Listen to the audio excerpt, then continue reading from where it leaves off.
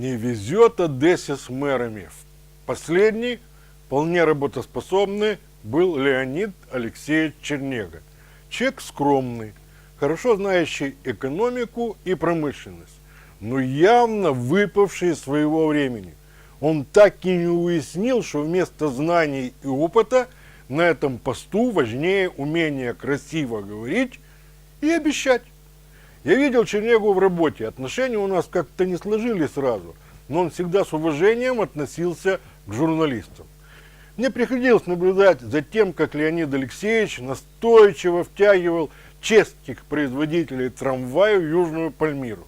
И не его вина, что в корпусах Январки сейчас не действует поток по выпуску современного городского электротранспорта. Просто пришедший ему на смену Гурвиц на все договоренности облокотился, вел бесплатный проезд и тем самым несказанно порадовал склонное к халяве население.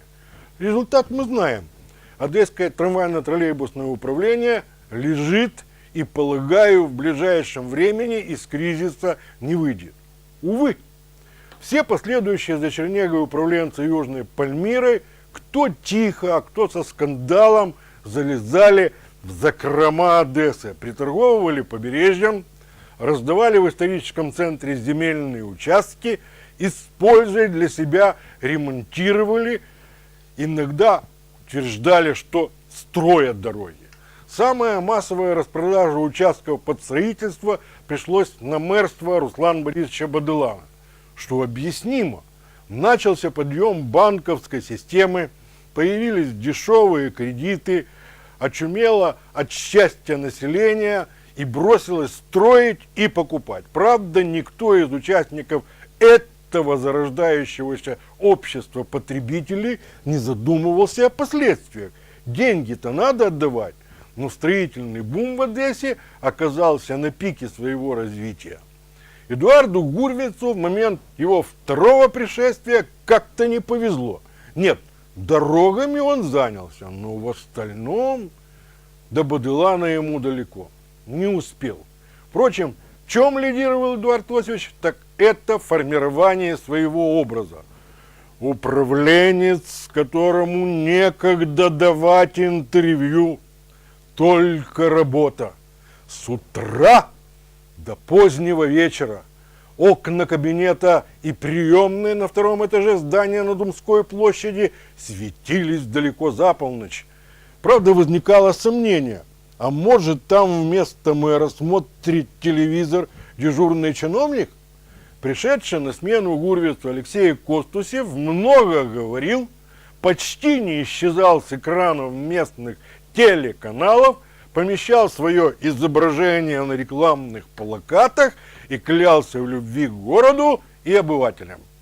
Работа заключалась в размахивании кувалды, что вполне объяснимо. Это действо более наглядное и убедительное, нежели тяжелая и незаметная работа по выбиванию денег на реконструкцию инженерных сетей Южной Пальмиры.